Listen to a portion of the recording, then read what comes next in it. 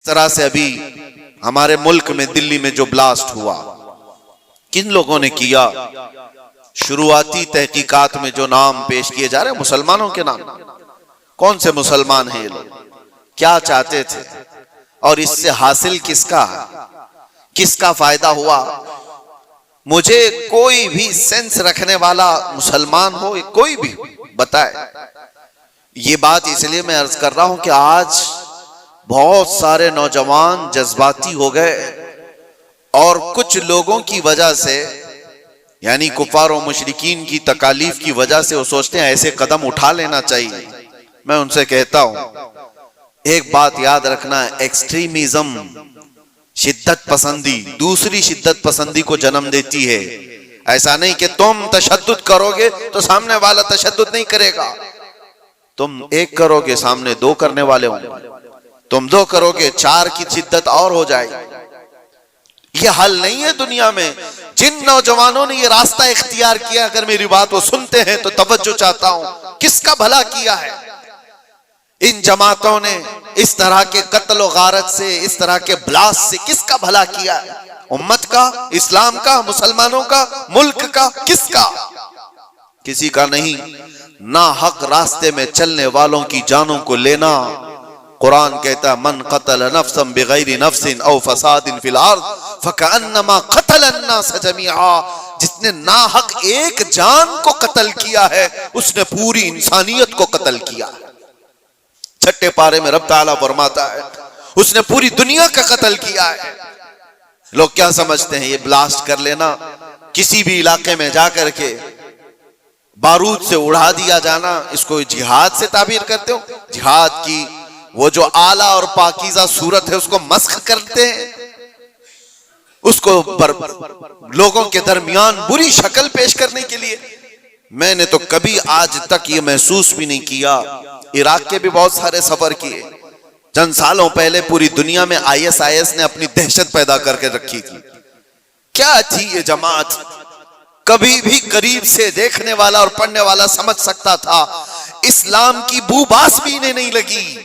جو 12 سال کی 13 سال کی لڑکیوں کو عراق کی منڈیوں میں لے جا کر کے بیچتے ہوں، چھوٹی لڑکیوں کو، وہاں کے حالات ہمیں پتہ ہے، اور ان کی تربیت ایسے کرنا، پورا پیٹرول کی چوری کرنا، دنیا میں بیچنا، اور یہ قتل و غارت اور یہ جو فساد مچایا تھا، اس فساد کا نام اسلام ہو ہی نہیں سکتا۔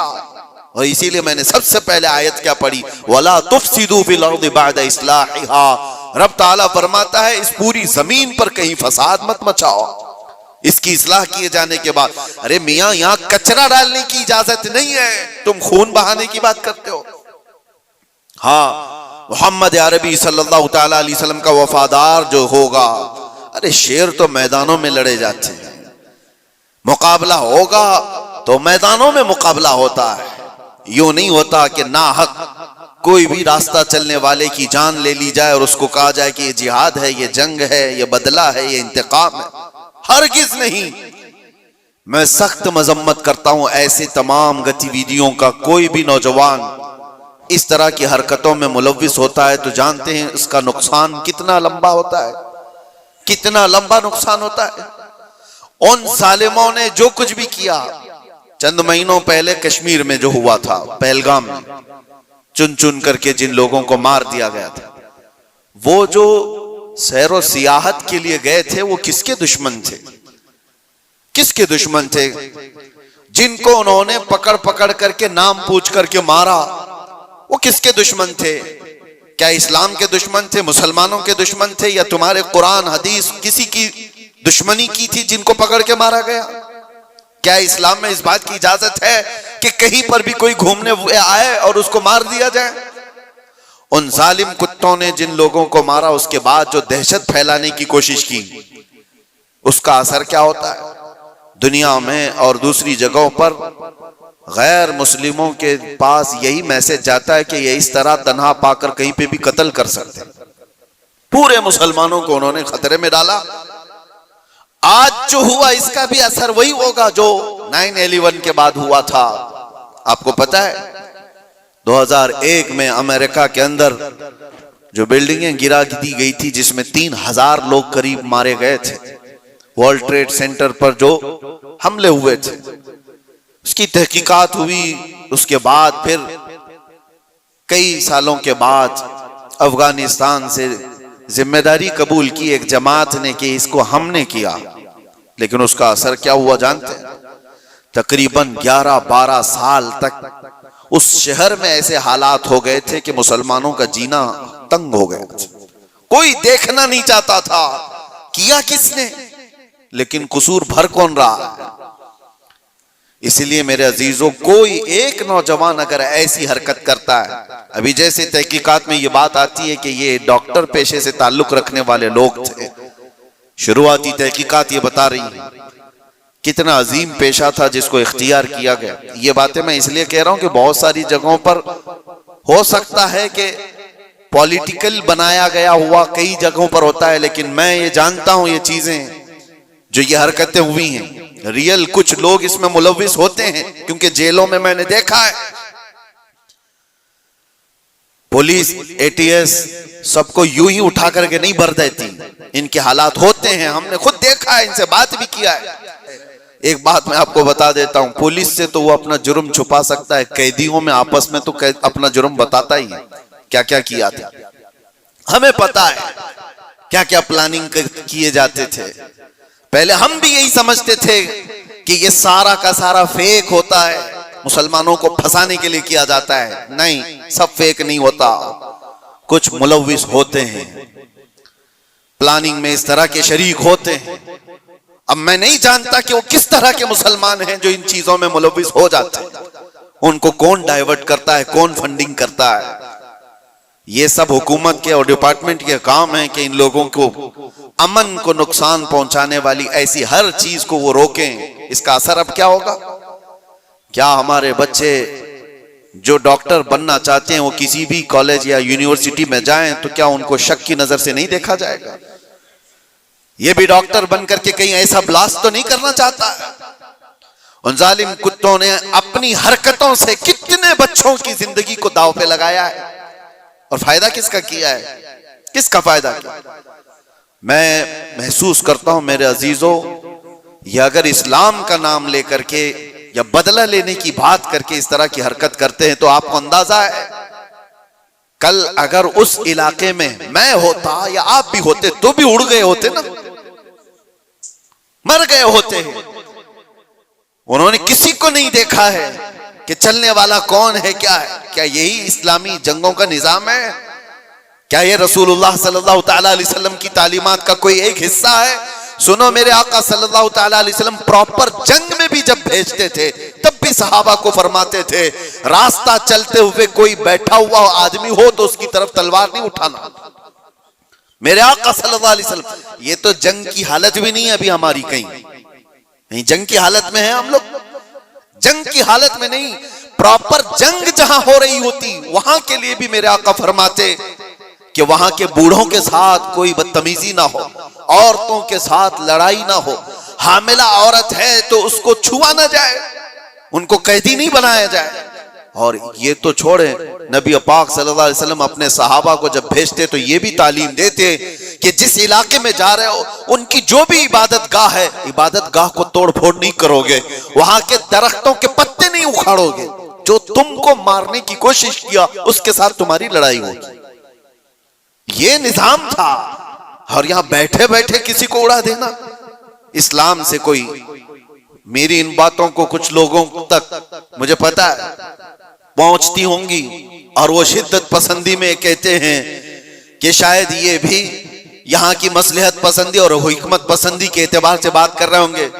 ہم کو یہ ساری مصلحت پسندی کی ضرورت بھی نہیں، ہم کسی کی جی حضوری کرنے کے لیے بات نہیں کر رہے ہیں، ہم بات اس لیے کر رہے ہیں کہ میرے دین پر جب کبھی دھبا لگنے کی صورت آئے تو ہم چیخ کر کے بولیں گے، چاہے وہ ہمارے اندر موجود کوئی منافق ہو اس کو بھی پکڑ کر کے ہم بے نقاب کریں گے کہ اس کا تعلق میرے مصطفیٰ کی ذات سے ہو ہی نہیں سکتا۔ اس لیے ہمیں بولنا ضروری ہے، چاہے وہ اسلامی نام سے کوئی ملک بھی ہو، پاکستان، افغانستان، عراق، شام، کہیں پر بھی پنپنے والے، ہم سب سے پہلے ٹٹول کر کے دیکھیں گے تمہارے چہرے کو دیکھ کر, تمہاری داڑھی کو دیکھ کر, تمہارے جبے کبے کو دیکھ کر, تمہارے نظام حکومت کو دیکھ کر ہم یہ نہیں سمجھ لیں گے کہ یہ خلیفہ آ گیا ہے, یہ اسلام کا بول بالا آ گیا ہے. سب سے پہلے ہم ٹٹول کر کے دیکھیں گے کہ اس کی سیرت صدیق اکبر سے ملتی ہے یا نہیں, فاروق اعظم سے ملتی ہے یا نہیں, عثمان و علی سے ملتی ہے یا نہیں, اس کی تعلیمات میں میرے مصطفیٰ کا عشق جھلکتا ہے یا نہیں. اگر نہیں جھلکتا ہم اپنی ٹھوکر پر اس کو رکھتے ہیں, چاہے وہ کتنی اونچی پگڑی پہنتا ہو. ہاں اگر میرے مصطفیٰ کا وفادار ہے تو کسان کا بچہ بھی ہو تو ہمارے سر کا تاج.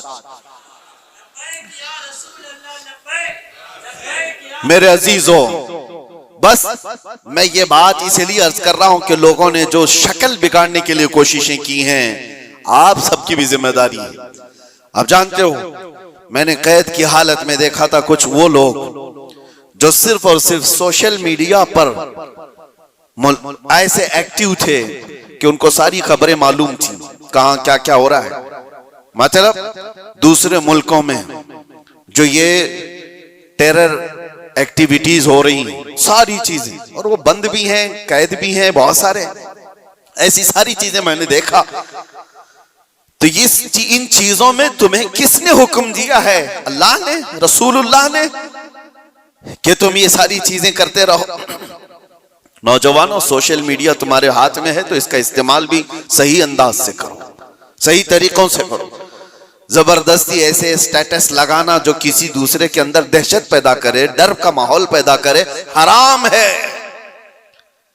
ایک سٹیٹس کی بات کر رہا ہوں. تم اگر اپنی ذات سے لوگوں کو ڈراتے ہو تو یہ حرام کام کر رہے ہو. وجہ یہ ہے کہ لوگ صرف اور صرف تم سے نہیں ڈریں گے, پورے اسلام سے وہ ڈرنے لگ جائیں گے. وہ محمد عربی صلی اللہ تعالی علیہ وسلم کی تعلیمات سے ڈرنے لگ جائیں گے.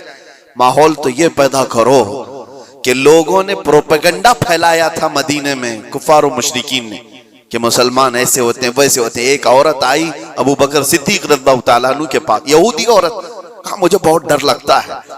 ڈر کس نے پیدا کیا تھا؟ مسلمانوں نے نہیں, کفار و مشرکین نے پروپیگنڈا پھیلایا تھا. یہودی عورت ڈر کے مارے آئی صدیق اکبر کے پاس, کہتی ہے مجھے مدینے میں نہیں رہنا, یمن جانا ہے میرے رشتہ داروں کے پاس, مجھے امن کے ساتھ بھیج دیا جائے. حضرت ابو بکر صدیق نے ایک اونٹنی منگوائی, 2 جوان صحابہ کو بلایا اور کہا اس خاتون کو صحیح سلامت یمن تک پہنچا کے آؤ. عورت بیٹھ گئی, وہ سوچتی رہی یہ 2 نوجوانوں کو میرے ساتھ کر دیا گیا, پتہ نہیں راستے میں یہ کیا کر ڈالیں.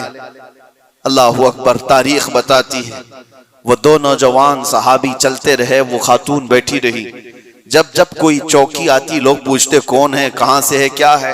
وہ نوجوان صرف اتنا ہی کہتے صدیق اکبر کی مہمان ہیں, یمن جا رہے ہیں اور ہم سفیر ہیں اور ان کی حفاظت کے لیے چل رہے ہیں. پورے یمن تک کا راستہ طے ہو گیا. وہ خاتون کہتی ایک نوجوان بھی میری طرف نگاہ اٹھا کر نہیں دیکھا.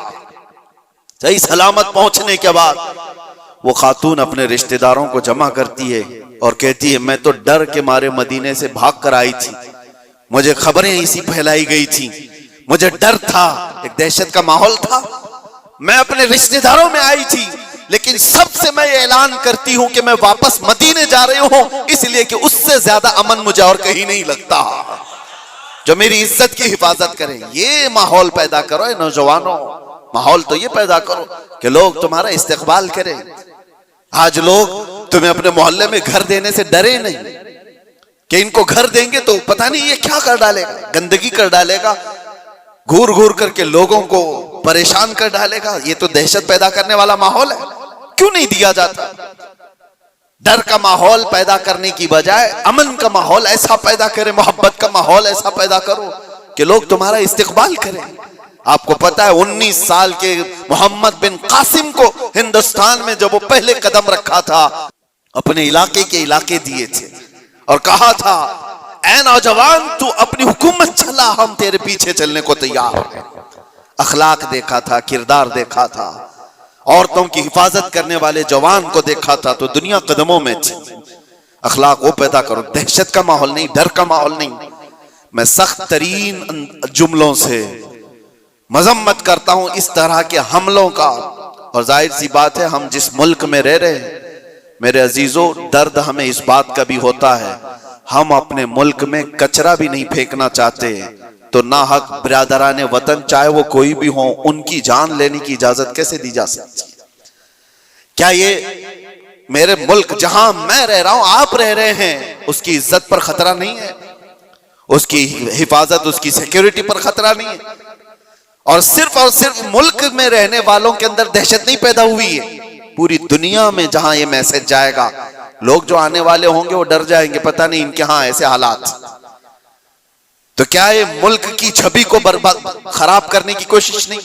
کتنی ایک کام سے ان ظالموں نے اپنے خاندان کو جوخم میں ڈالا، اپنے رشتہ داروں کو، اپنے وطن کو، اپنے دین کو، اور جہاں وہ پڑھتے تھے وہ سب جگہ کو، سب کو خطرے میں ڈالا ہے اور برباد کیا ہے ایک عمل نے۔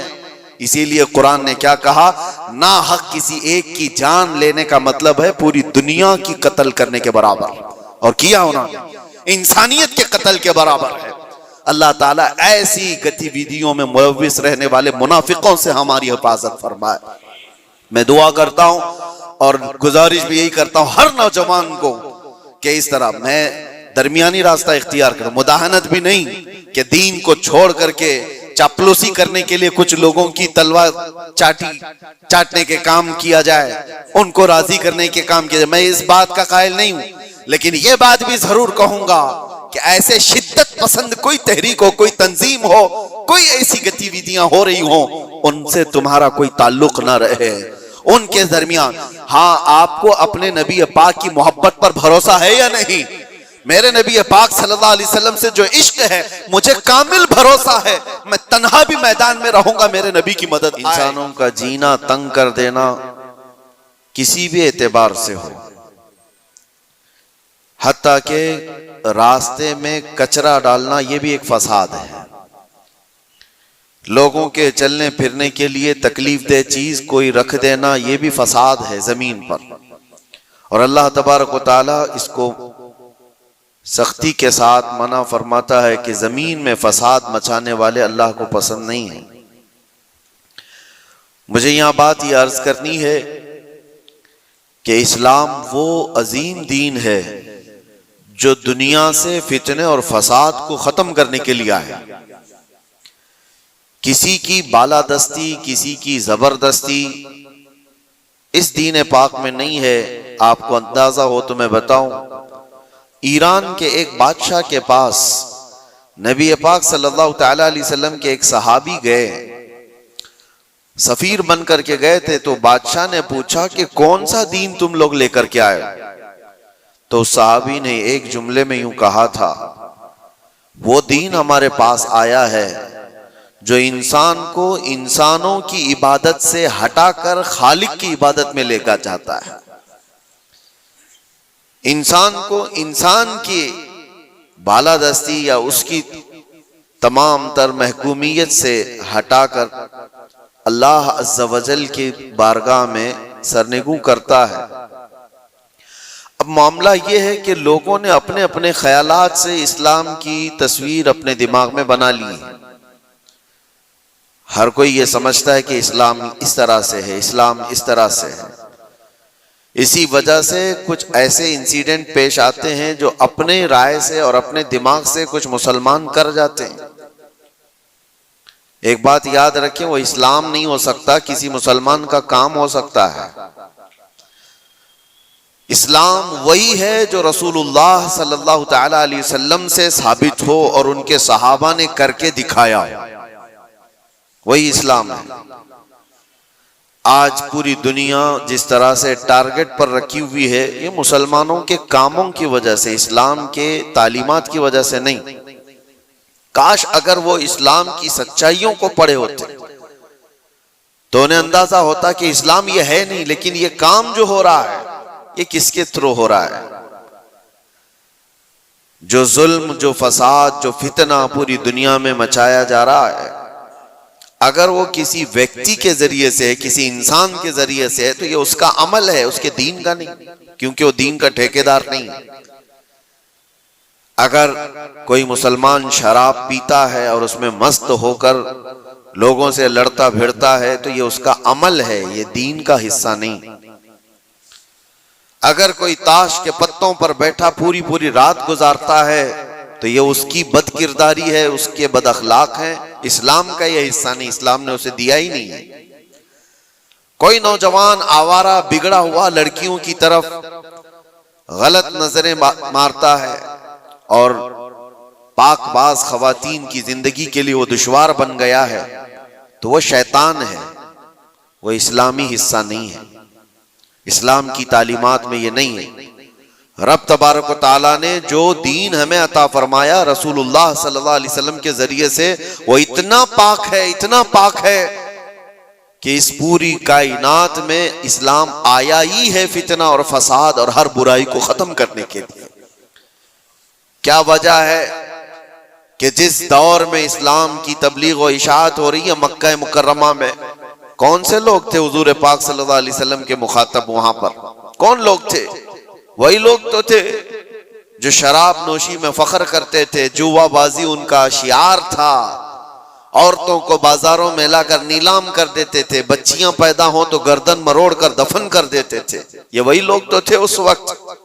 لیکن نبی محترم صلی اللہ تعالی علیہ وسلم کی تبلیغ و اشاعت کے بعد ایک ایک برائی کا خاتمہ ہوا یا نہیں؟ پوری تاریخ اس کی گواہ ہے۔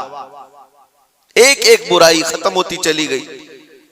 جس مکہ میں پیدا ہونے والی بچی کا گلا گھونٹ کر کے دفن کر دیا جاتا تھا، اسی مکہ سے میرے آقا اعلان فرما رہے ہیں عورتوں کے حقوق کے متعلق کہ عورت اگر تمہاری ایک بیٹی ہو، اس کی پرورش کر کے تم نے صحیح جگہ اس کو شادی کر کے دے دیا تو حضور فرماتے میری شفاعت اس پر واجب ہے، میں اسے جنت میں لے جانے کی ضمانت دیتا ہوں۔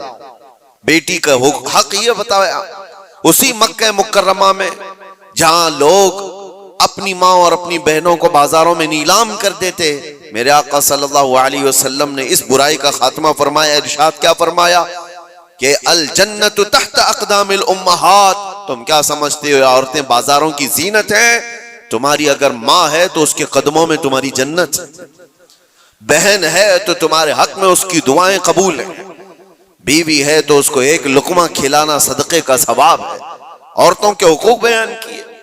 جہاں بچوں پر ظلم ہوتا تھا نبی محتشم صلی اللہ تعالی علیہ وسلم نے اس کو ختم فرمایا۔ بوڑھوں کے لیے، بیواؤں کے لیے، بیواؤں کو تو معاشرے میں رہنے نہیں دیا جاتا تھا، ان کے لیے الگ بستیاں ہو جاتی تھیں۔ شگن اب شگن یہ بھی ہمارے علاقے میں بھی پائے جاتے ہیں سب چیزیں۔ کسی عورت کا شوہر مر جائے، ستی کی رسم یہاں پر بھی ہوا کرتی تھی، عورت کو شوہر کے ساتھ جلا دیا جاتا، مگر نبی کرم صلی اللہ تعالی علیہ وسلم نے بیوہ عورت کے حقوق کو صرف بڑھایا نہیں، آپ نے جتنے نکاح فرمائے سوائے ام المومنین عائشہ صدیقہ کے، یہ ساری بیویاں آپ کی بیوہ ہی ہیں۔ بیوہ کو حضور صلی اللہ علیہ وسلم نے بیوہ ہیں یا مطلقہ ہیں، حضور پاک صلی اللہ علیہ وسلم نے اپنے حرم کی زینت بنائی، بلکہ کروڑوں مومنوں کی ان کو ماں کا درجہ عطا فرمایا۔ ایک ایک برائی کا خاتمہ کرنے کے لیے اسلام اس روئے زمین پر آیا، لیکن افسوس یہ ہے میرے عزیزو، حالات اس طرح کروٹ لے چکے۔ بہت پہلے ایک شاعر نے کہا تھا بارگاہ مصطفیٰ صلی اللہ علیہ وسلم میں عرض کرتے ہوئے، اے خاص خاصان رسول وقت دعا ہے، امت پہ تیرے وقت عجب آ کے پڑا ہے۔ جو دین نکلا تھا اپنے دیش سے، اپنے وطن سے، آج وہ پردیس میں غریب الغربا ہے۔ یہ دین بڑی شان سے نکلا تھا اپنے وطن سے اور ہر کسی نے اس کو گلے لگا لیا تھا، اور آج یہ اپنے ہی لوگوں کے درمیان اجنبی بن چکا ہے۔ یہ دین اسلام اپنے ہی لوگوں کے بیچ میں اجنبی بنا ہوا ہے۔ توجہ چاہتا ہوں میرے عزیزو، اسلام کی اس عظیم چھبی کو، اس عظیم صورت کو مسخ کرنے کے لیے صرف غیروں نے نہیں، جبہ ٹوپی پہننے والے، داڑھی رکھنے والوں نے بھی بدنام کرنے میں کسر نہیں چھوڑی۔